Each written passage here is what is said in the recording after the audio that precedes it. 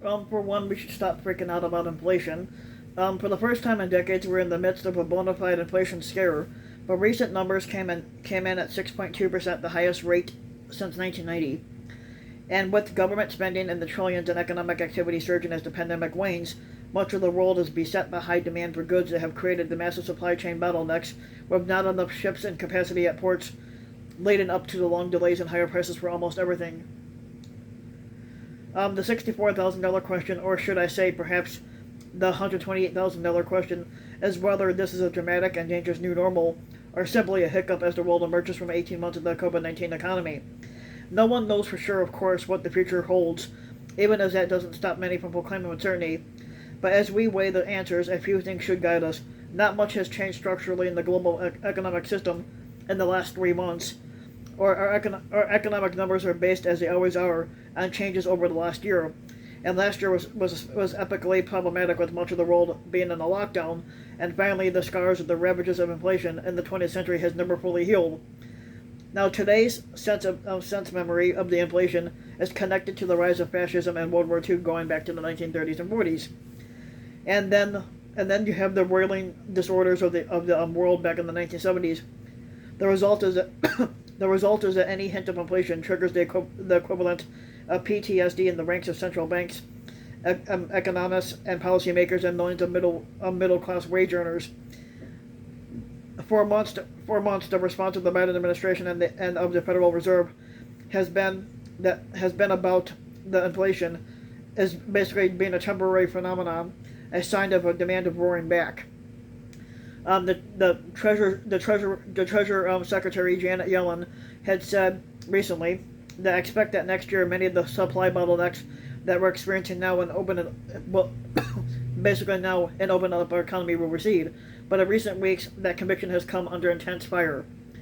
The spike in inflation has triggered a wave of warnings that the combined effects of the excess demand, the aggressive government spending, and the COVID easy money policies of central banks have inadvertently reawakened the inflation monster.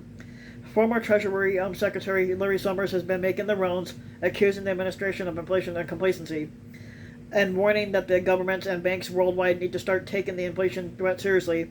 A quick Google search reveals dozens of recent articles and media segments that are highlighting the rising prices, the consumer unease, and a plethora of economists in a rising crescendo that in preventing COVID-19 from becoming an economic catastrophe, we have unleashed the inflation threat that had until 2020 been considered largely vanquished.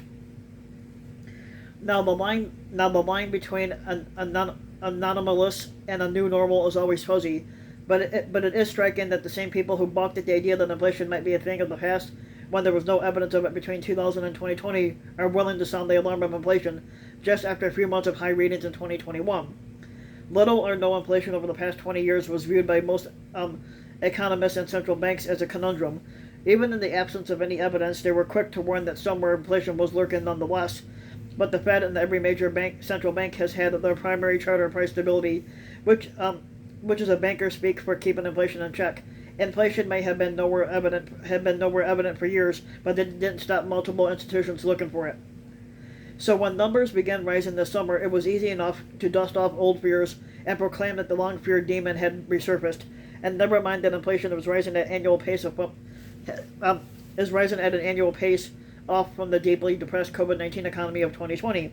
Now we calculate the most economic numbers based on the year-over-year change. And so if a year ago was unusually muted, it doesn't take much to make the numbers a year later look big. Now think of it this way: if a year ago New York City rent plunged from $2,000 to $1,500 for a one-bedroom apartment, and in the past few months it went back up to $2,000, the statistics would register an annual increase of $500 or 25.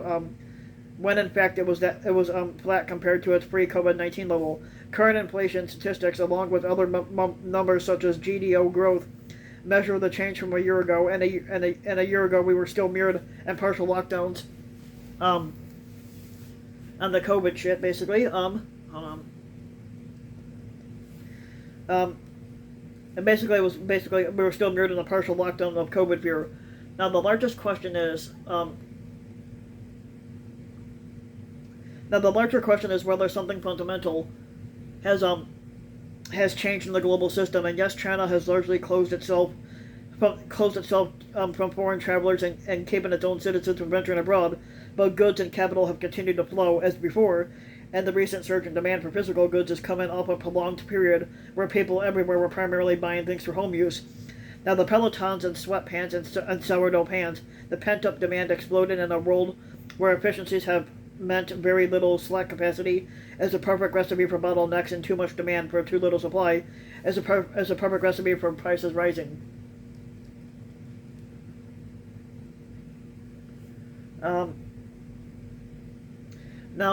So too is the demand for the service workers in a world where travel and leisure have been nearly halted and is now accelerating. That has meant large employees such as Walmart and Amazon have been increasing the worker pay, which in turn is fuel for rising prices. Now, adding that to the mix is a central bank where easy money policy with interest rates hovering near zero globally, which can be its own spur to the inflation. But some inflation is not the same as scary runaway hyperinflation that would destabilize what we call the financial system and reduce the living standards of wage earners. In fact, the rising wages have in many places been higher than the rising cost.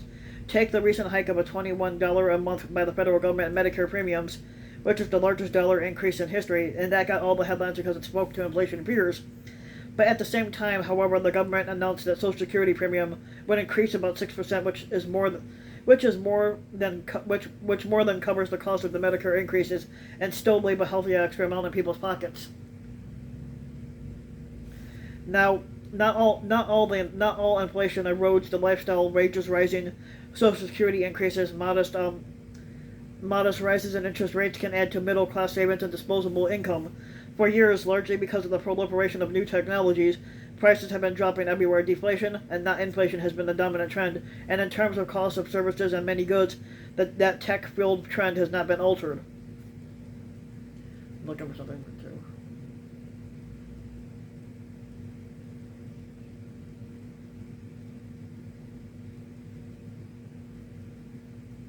I might have missed it somewhere.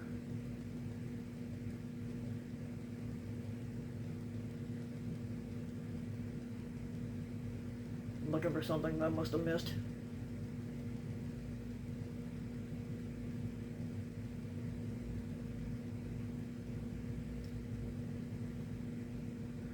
Oh, hold on a second though, too. I'm looking for something.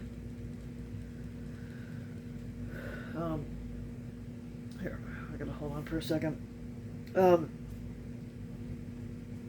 Now basically, the rise in the cost of sofas and refrigerators and gas is a product of demand, but not intrinsic changes in how much it costs us to make those goods. One supply adjusts to increased demand, and once the surge of the post-COVID-19 pent-up demand levels off, we will be largely in the same world we have been in, a world where technology pushes the cost lower. Now, of course, it may be that the long-awaited inflation shoe is indeed dropping, but you can't disprove a future fear. And the memory of destructive inflation runs so deep that even a hint of it is sufficient to spook markets and nations. But it is far more likely that our current inflation fear is more of a product of the past and of the present and the future, and that the larger danger is not that prices are inflating for good, but that our fears are inflated. We've had enough fear over the past 2 years, but let's not succumb to another wave. And if you like the video, give the video a like and subscribe to my channel, RBW King. And also hit the notification bell so that you'll be notified when the new video comes out. And thanks for listening.